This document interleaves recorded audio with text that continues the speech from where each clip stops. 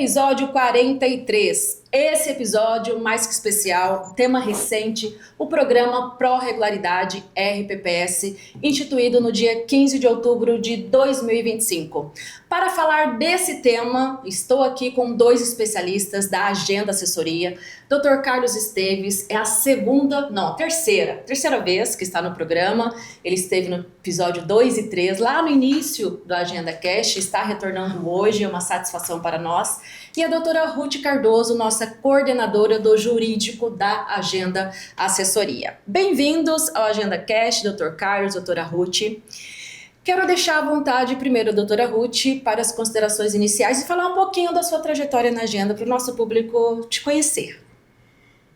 Foi um prazer, eu agradeço, doutora Hélida, o convite de participar desse podcast, primeira vez, estive aí ausente um período. Como falado, eu sou Ruth Cardoso, trabalho na empresa Agenda Assessoria desde 2008, Estive aqui, em 2015 eu tive uma pausa, acabei tendo uma oportunidade de trabalhar fora, porém retornei depois de 1 ano e meio, e até então estou aqui trabalhando com a RPPS. Tenho a grata satisfação de ser a coordenadora do setor jurídico, e nessa caminhada estive sobre a gerência, e a diretoria do Dr. Carlos. Então, estamos aí quase 18 anos, 18, 20, um período 17. De afastamento, que nós podemos foi um ano, considerar. Mas eu acabei que trabalhei fora, porém ainda prestava serviços internos. Então, acabou que o vínculo continuou, mesmo nesse período, Um afastamento, mas que conta no tempo. Conta. Como tenho conhecimentos de RPPS, é um prazer estar aqui participando desse podcast direcionado para você. Eu que agradeço pela sua participação, o aceite do convite, e vamos aqui ao longo do podcast falar sobre a RPPS, que é a nossa atuação do dia a dia. Dr. Carlos, à vontade para as considerações iniciais.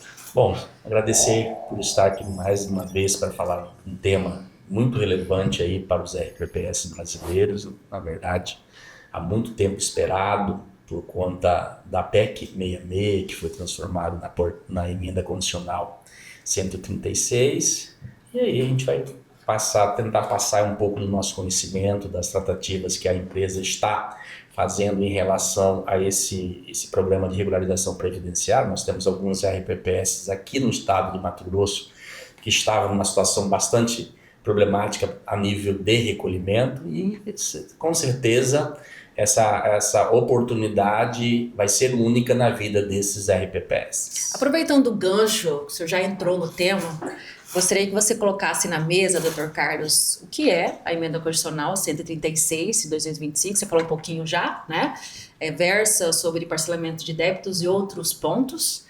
Quais os tipos de débitos que o RPPS pode parcelar, como que funciona e tal, porque é uma condição especial para esses RPPS que estão em situação de dificuldade, e o parcelamento vem aí para que esses RPPS regularizem. Fala um pouquinho para nós sobre isso.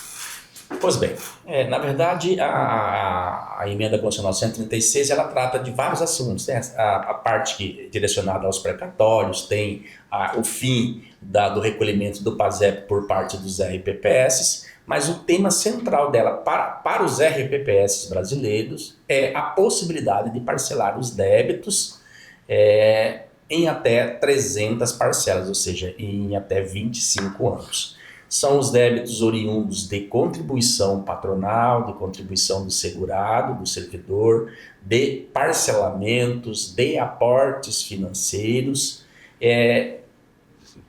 até a competência agosto de 2025. Ou seja, os débitos vencidos até essa competência poderão ser parcelados em até 300 parcelas. No entanto, há um rol de critérios a serem observados pelos RPPS para ele fazer jus ao programa de regularidade previdenciária. Então, além de alguns critérios inerentes ao parcelamento em si, que é a atualização do saldo devedor e tudo mais, nós temos também as diretrizes estabelecidas lá no artigo 115 das disposições transitórias da Constituição Federal, que obriga os RPPS a implementarem as medidas necessárias para adequarem 100% aos ditames da emenda 103. Dos nossos clientes aqui do estado de Mato Grosso, nós promovemos as alterações, as principais alterações. Quais sejam essas alterações? A elevação da alíquota de contribuição de 11% para 14%, a implementação da previdência complementar, a transferência da responsabilidade pelo custeio e pagamento dos benefícios de ordem temporária, que até então era de responsabilidade do RPPS, passou para o órgão empregador, seja Câmara ou Prefeitura e Serviço de Água e Esgoto. Então nós fizemos as principais mudanças, restando apenas e tão somente a questão relacionada à idade. Nós temos alguns RPPS aqui que na primeira tratativa já implementou a questão da idade, elevou a idade nas mesmas condições da emenda 113, imposta pela emenda 103, e agora nós temos outros RPPS que está nessa tratativa. Fazer a adequação da lei orgânica, fazer a adequação da legislação normatizadora do regime próprio, para então se beneficiar de toda a regra estabelecida pelas portarias publicadas pela Secretaria da Previdência, que vai aí, de certa maneira, ser a regra do jogo para a obtenção do tão sonhado CRP. Nós temos aqui municípios que estão há 18 anos, né, doutora Ruth, há 18 anos sem ter o seu CRP. E acreditamos que será o primeiro RPPS do país a se beneficiar desse programa de regularidade previdenciária.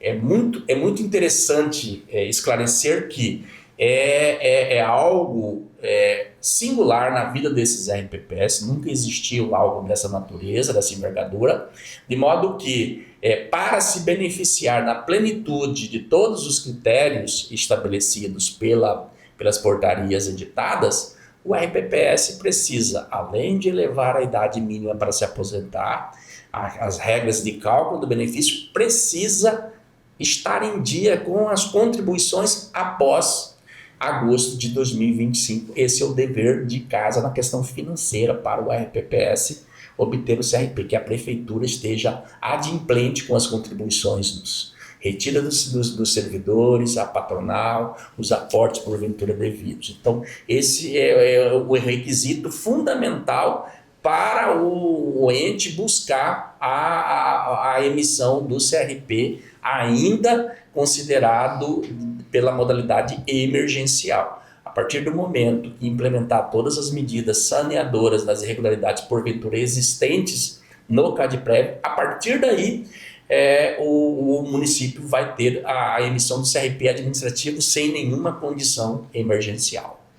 Podemos observar que o programa, o escopo maior é a sustentabilidade técnica, equilíbrio financeiro e atuarial. Então, essas medidas para atingir esse nível. Você citou bem a RPPS com 18 anos, com o CRP irregular, podemos colocar assim. E o programa veio para viabilizar que regularize o CRP, que melhore essas situações. E aí são vários critérios a serem cumpridos. E aí eu vou passar a bola para a doutora Ruth.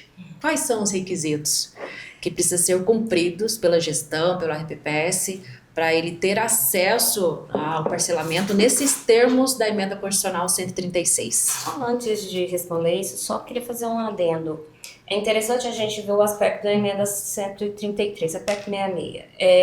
Essa emenda, o escopo dela é a sustentabilidade fiscal dos entes federativos. Então, são medidas adotadas para aliviar a parte fiscal e financeira dos entes. Sim, né? sim. Então, foi uma busca de vários entes, de prefeitos. Inclusive, foi a Confederação dos Municípios. Sim, a provocação. A intenção era essa, realmente, era aliviar os cofres, né, dos RPPS em razão daquilo que estava se vivenciando à época, que são dívidas herdadas, né, vindas de outras gestões. Então, é algo que realmente veio de uma forma especial. Isso aconteceu em 2021, porém veio a ser repetido até para que os municípios consigam, né, regularizar a sua situação.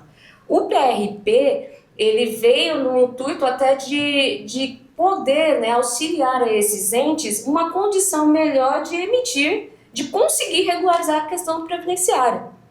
Por quê? Porque muitas das vezes eles se recorrem a questões judiciais, buscam meios judiciais de emissão de RP, mas não regularizam a situação. E depois chegam numa situação que eles não podem mais resolver. Então, vira uma bola de neve. Vira uma bola de neve. O PRP ele vem nesse sentido, de estar auxiliando, de estar ampliando prazos, de poder verificar uma melhora nesse ente federativo para conseguir manter esse CRP daqui para frente. Como o Dr. Carlos falou, os critérios que você me questionou, os critérios para aderir a esse parcelamento, o Dr. Carlos falou, são a adimplência das suas contribuições, a adequação legal municipal. Por quê? Porque precisa se assemelhar às regras, reajustes, critérios, idades junto à União. Precisa também refortalecer a unidade gestoras estruturantes do RPPS, que é a unidade gestora única, também são critérios exigidos.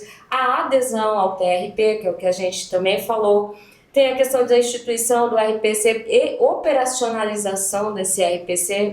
Muitos dos nossos clientes, às vezes, só criaram, não tem nenhum servidor acima do teto, é a nossa realidade. Sim, sim. E aí acabou não operacionalizando, não indo atrás de convênios para formalizar o funcionamento do RPC. E assim são esses critérios que vêm definidos e os demais que aí podem até vir a ser exigidos junto à Secretaria de Previdência. Só lembrando, o Dr. Carlos falou, as dívidas que podem ser parceladas é de amplo aspecto e tem uma situação, você pode até os vencimentos até 31 de agosto de 2025, porém você só tem até 31 de agosto de 2026 para formalizar esse parcelamento. É o prazo para ir adequando também. O de adequação são 15 meses. Então, o de adequação... Mas aí estará em andamento. Já estará em andamento a adequação. A adequação. Então, assim, nós temos 2 prazos que precisamos estar bem cientes. Até 31 de agosto de 2026, eu ainda posso fazer o parcelamento. Ente federativo. E até 10 de dezembro de 2026, eu preciso estar regular com essas adequações que a gente falou, da legislação, a questão da adesão ao PRP. Então, eu preciso ter até 15 meses após essa publicação da emenda para regularizar. Então, assim, são 2 situações distintas são os marcos, que precisam ser observados. Estamos falando aqui do PRP, do Programa de Regularidade, mas afinal, o que é o programa? Qual é a sua abrangência? E é apenas para os RPPS que possuem dívidas ou outros RPPS que não possuem dívidas também podem aderir ao programa? Na verdade, o PRP ele abrange todos os aspectos relacionados ao RPPS. Por exemplo, se um RPPS não tenha o conselho, o comitê não esteja devidamente certificado à luz da legislação previdenciária, o município pode sim fazer a adesão ao PRP, obter o certificado de emergencial e estabelecer um prazo mínimo para fazer a adequação, ou seja, para que os membros do conselho, os membros do comitê de investimento venha obter a certificação. Então, na verdade, nós temos que o Programa de Regularidade Previdenciária, ele vem como uma espécie de plano estratégico de adequação do RPPS às normas legais. Então, eu vou estabelecer as ações até um exemplo, eu vou estabelecer que até abril de 2026, todo o meu comitê de investimento estará devidamente certificado à luz da exigência da Secretaria da Previdência. Da mesma maneira, os membros do Conselho Previdenciário, curador ou deliberativo, qual for a nomenclatura, estará devidamente certificado até 31 de julho de 2026. E aí a Secretaria da Previdência vai acompanhar a execução dessas ações, de modo que, ao longo desse planejamento, caso porventura o CRP emitido emergencialmente vença, será feita a renovação mediante a comprovação de que todas aquelas ações estão sendo devidamente executadas pela gestão do RPPS e pelo ente federado. Da mesma maneira, a questão da matriz de saldo contábil. Então, todos os assuntos relacionados ao equacionamento do déficit setorial. No entanto, há de se ressaltar que, para você fazer jus à emissão do CRP emergencial, você precisa cumprir com os critérios da emenda 136, que obriga os entes a fazerem a reforma a reforma previdenciária no que diz respeito à idade. Então, às vezes, o ente precisa sopesar, enfrentar um desgaste político para obter o CRP apenas e tão somente em razão da irregularidade relacionada à ausência de certificação por membros do comitê e do conselho. Então ele precisa sopesar, saber se compensa ou não sofrer esse desgaste político. Uma vez ele firmando o compromisso de obter o certificado, ainda que seja emergencial, ele tem que cumprir com todos os critérios. Então vai ficar a situação de cada RPPS. Mas o que a gente tem observado é a adesão, principalmente por aqueles que estão em situação financeira caótica. Conforme a doutora Ruth colocou, a tônica da emenda 136 é o ajuste fiscal, é dar um fôlego financeiro para o ente federado. E para o CRP, regularizar o CRP, são vários critérios a serem cumpridos e observados.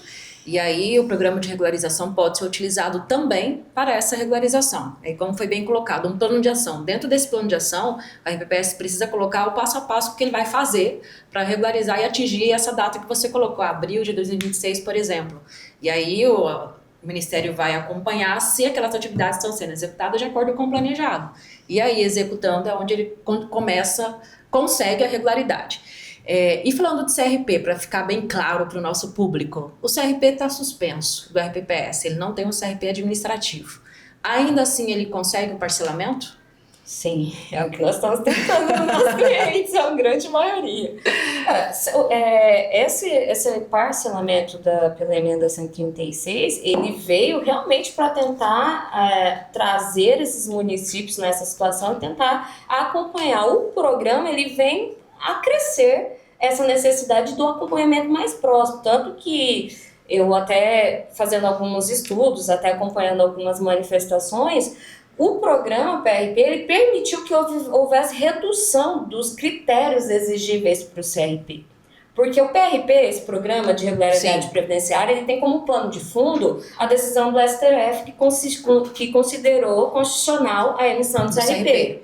Então, ali, eles já falaram, olha, municípios, por mais que vocês solicitem judicialmente seus CRPs, você pode e consegue ele administrativamente. Então, nós vamos sugerir, foi a recomendação do STF ao Ministério da Previdência que criasse um programa que trouxesse a realidade dos entes federativos, né? Tem municípios, como a gente falou aqui, que a situação é caótica. Então, esse programa, ele visa, de todas as formas, dar um apoio a esses entes para que gradativamente eles consigam resolver as suas pendências, reestruturar, reerguer contribuição, seja manter a unidade gestora única, seja a questão do equilíbrio financeiro atuarial que todo mundo busca, sustentabilidade dos RPPS também, entre outros. Tanto que o que é obrigatório a adesão ao PRP são aqueles que fizeram o parcelamento. Os que não fizeram é facultativo, mas necessitando dessa medida para regularizar a sua situação, eles podem podem aderir facultativamente para buscar uma melhora e resolução dos seus problemas. Então, se você tem o seu CRP suspenso, mais do que nunca é uma oportunidade aí que foi dada para você conseguir regularizar as suas situações. É porque até para a obtenção do CRP judicial, muitos RPPS utilizavam o argumento da inconstitucionalidade do CRP. E aí, em dezembro de 24, ficou consolidada a constitucionalidade do CRP. E aí, o programa de regularidade, ele vem para esses RPPS, o fôlego que já foi colocado por ambos, por vocês dois, e com a possibilidade dele atuar, trabalhar e regularizar a situação, principalmente do CRP e do equilíbrio financeiro e atuarial, que já foi colocado aqui muito bem por ambos, né? Então, o programa ele tem esse cunho E o Ministério da Previdência tem essa preocupação, que os RPPS, cada dia mais, ele evolua, cresça em todos os sentidos. O financeiro, na capacitação, foi colocado aqui o conselho, obter as certificações, a capacitação contínua para a evolução do conhecimento, também para melhorar a alocação dos recursos, que busca equilíbrio financeiro. Então, uma série de coisas. Né? Envolve, assim, sua amplitude, é uma atuação muito ampla. E aí eu coloco na mesa. Quais são os requisitos internos e tal que a RPPS precisa fazer para ter acesso a esse parcelamento? O RPPS em si, ele precisa... Ele se preparar, né, para o parcelamento, digamos assim. O RPPS em si, a maior preocupação é a adequação legal, que tem o prazo para adequação também, 15 meses, né, o RPPS. Agora, o ente federativo é o que eu vejo que mais precisa em relação às adequações internas. Por quê? Porque ele precisa ver também, se reestruturar, verificar suas condições financeiras e resolver trabalhar em situação. conjunto, o ente federativo com o RPPS. Porque os RPPS, eles, em relação à emissão do CRP, é muito mais participativo no cumprimento dos critérios. Mas o ente federativo, ele tem também a necessidade desses cumprimentos para que ele se beneficie da emissão do CRP pela Senão as secretaria. sanções são aplicadas ao ente federativo, sim. Né? Então, o RPPS, as mesmas medidas de gestão utilizadas anteriormente, a necessidade de certificação dos seus gestores, os critérios em relação à parte contábil também precisam ser preenchidos, precisam seguir, né, a necessidade de informações necessárias, a adequação legal também. Então, os RPPS em si, eles vão sofrer essas mudanças que dependem também do Poder Executivo. Então, o Poder Executivo, ele precisa analisar seu fluxo de caixa, ele vai ter que verificar porque, querendo ou não, o parcelamento em 300 parcelas alivia o que eles já vinham, né, pagando. A gente fez, até agora, esse primeiro município que a gente realizou, há uma redução de 50% no valor que eles já utilizavam pagamento de contribuições decorrentes de parcelamentos antigos. É um super foco. Só contribuindo nessa questão financeira, em um município que nós estamos já na fase, nós já debatemos com a Câmara Municipal, tanto a elevação da idade e a questão do cálculo do benefício, nós tínhamos lá 6 parcelamentos. Um parcelamento, o valor da parcela era de R$320 mil. Um outro parcelamento, que eu me recordo, era de R$180, ou seja, R$180 mil. Então a soma dos dois passava de R$500 mil.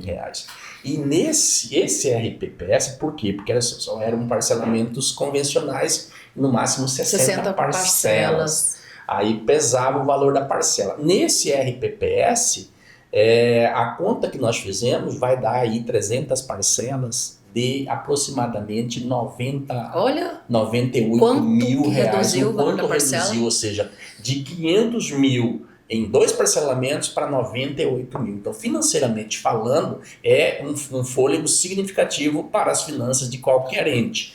O que vem de diferente dos parcelamentos anteriores é que a emenda 136, a 136, ela estabeleceu a obrigatoriedade do Banco do Brasil fazer o débito automático na conta do FPM do município.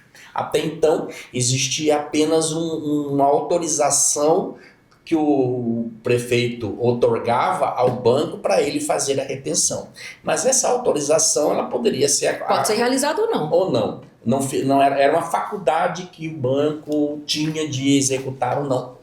Com a elevação na questão constitucional dessa obrigatoriedade, o banco está obrigado, sob pena de responsabilização, pela não retenção no FPM. Então, nós temos a certeza de que esses parcelamentos que serão firmados sob a égide da emenda 136 será cumprido. Será devidamente... E essa medida da obrigatoriedade, ela vai inibir a inadimplência. Sim, praticamente ela zera a inadimplência. Exatamente. Porque, caso porventura o banco não retenha, automaticamente o banco vai ser compelido a pagar.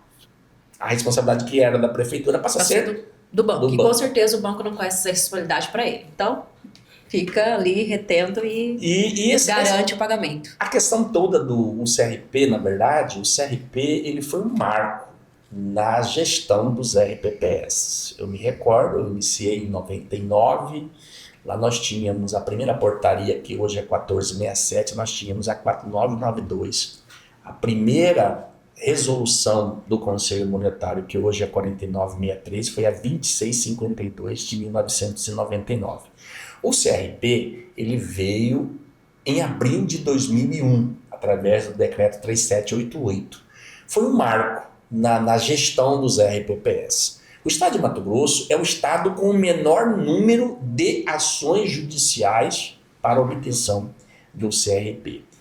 Mesmo nós conhecíamos as fragilidades tanto do decreto quanto das portarias que implementavam o CRP como os critérios para a obtenção do CRP, mas nós nunca orientamos os entes a ajuizarem ações buscando o CRP. Por quê? Porque uma coisa era a realidade dos RPPS antes da edição do CRP. A partir da edição do CRP em 2001, com um decreto estadual aqui, falando mais para o nosso terreiro aqui, para o estado de Mato Grosso, o governo do estado de Mato Grosso também passou a exigir o CRP para a habilitação nos convênios estaduais. Os RPPS aqui do estado e os brasileiros tiveram um outro tratamento por parte dos gestores. Por quê?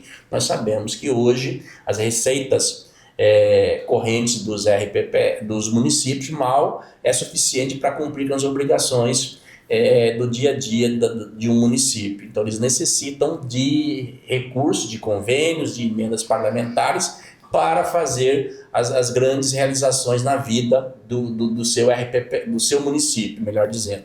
Então, para isso, o CRP é fundamental. E esse programa de regularização previdenciária ele veio justamente para outorgar ao ente a possibilidade da sua regularização plena.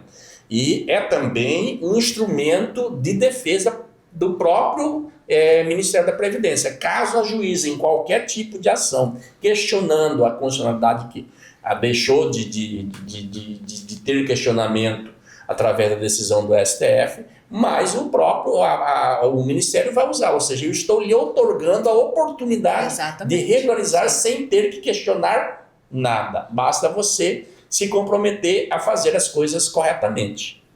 No dia que foi publicada as portarias para o programa de regularização, eu lembro que um coordenador nosso enviou para algumas pessoas, né? O Valdemir tirou uma foto e mostrou que já estava a apresentação acontecendo lá no município. No mesmo dia estava acontecendo a apresentação lá. Na nossa realidade aqui nós temos alguns municípios que realmente se socorreram desse parcelamento, que nós temos municípios aí que estão 2 anos, 3 anos sem possibilidade de recolher tanto da parte patronal quanto da parte segurada, né? Então tem uma procura muito alta na nossa gerência, né?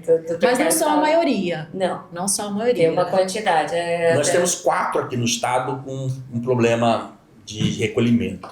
E esses 4 estão todos imbuídos na adesão ao programa. No programa, sim. Nós temos já foi aprovado, inclusive, o parcelamento na Câmara, já está em fase de obtenção do emergencial, do CRP emergencial.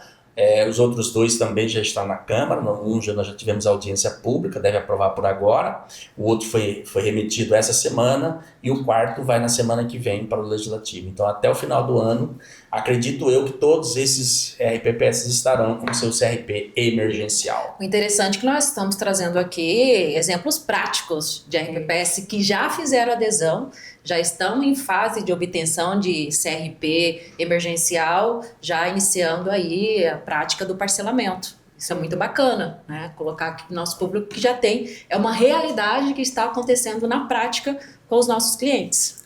Mais uma vez, Mato Grosso, através das nossas ações, das ações da agenda assessoria, estando sempre na vanguarda da questão dos RPPS. Nós fomos o RPPS do Mato Grosso foi o primeiro a pedir, a fazer a revisão da segregação de massas, foi o primeiro pedido. Fomos pioneiros em muitas iniciativas, né? Em muitas iniciativas, foi num evento nosso que a ANEPREM foi fundada lá em 1998. Nós fomos pioneiros em muitos debates.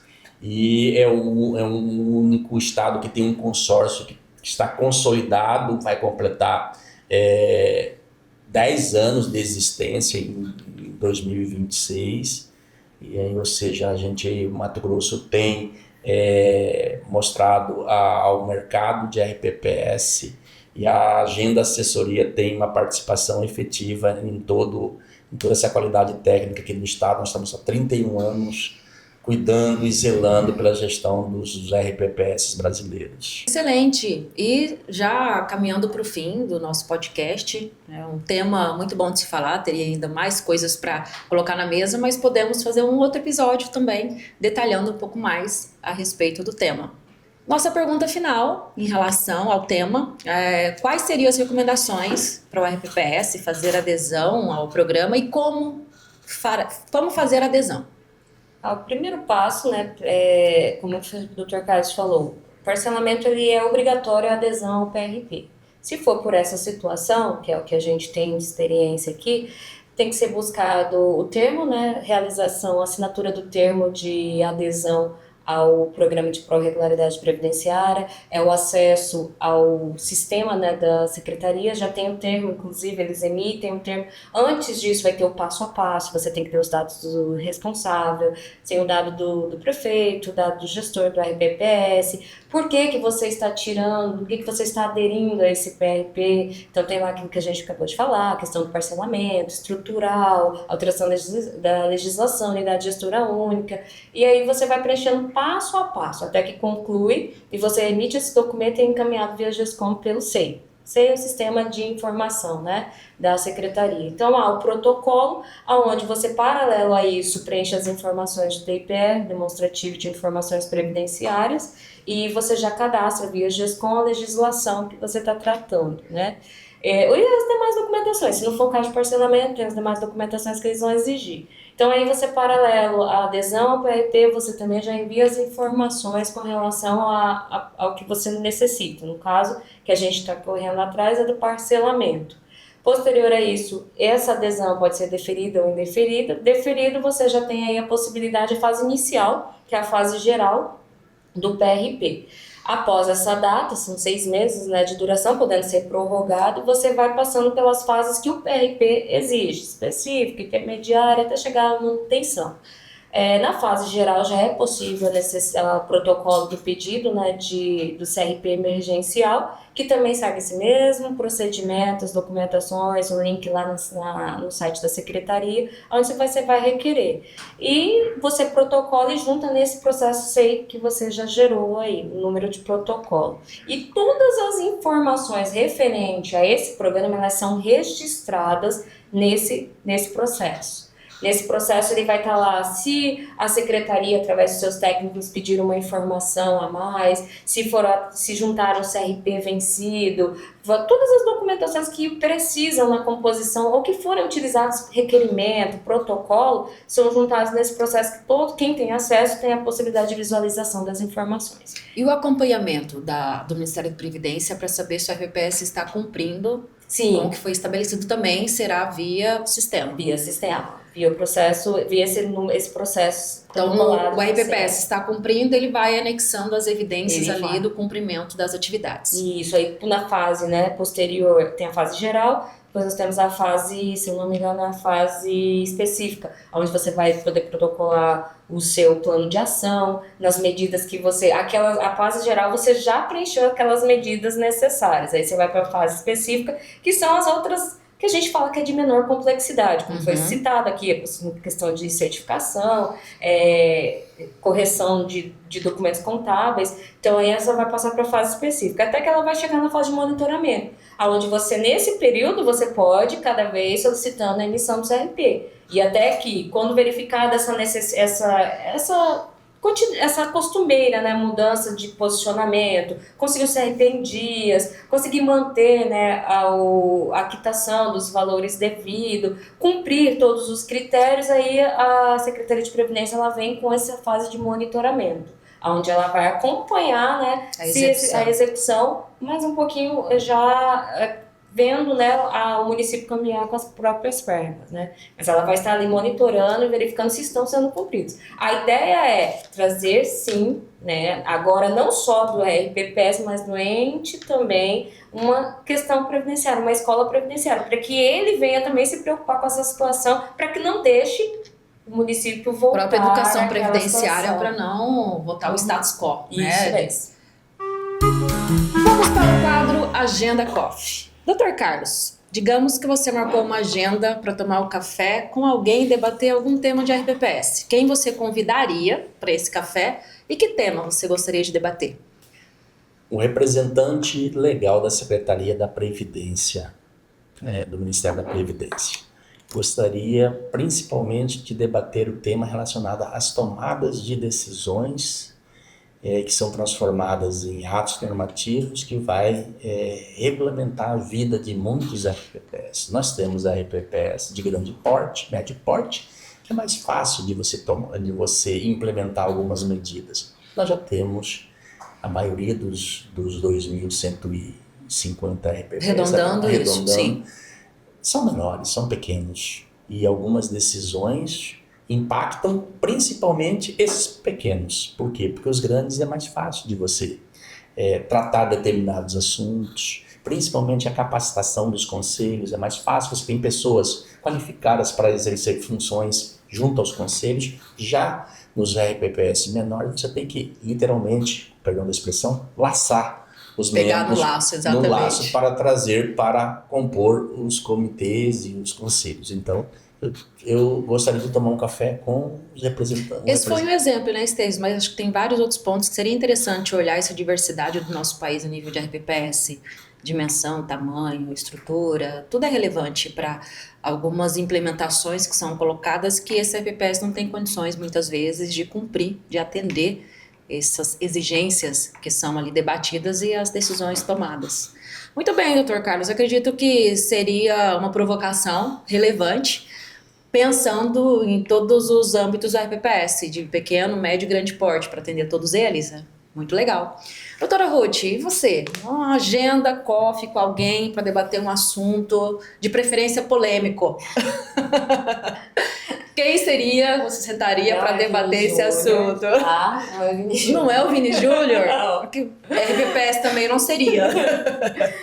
Mas eu gostaria de sentar com algum participante da comissão de estudo, né, que auxiliou na reforma previdenciária da emenda 103. Eu só queria tirar uma dúvida. O que pensavam quando fizeram lá o artigo 4º na regra de transição referente à pontuação?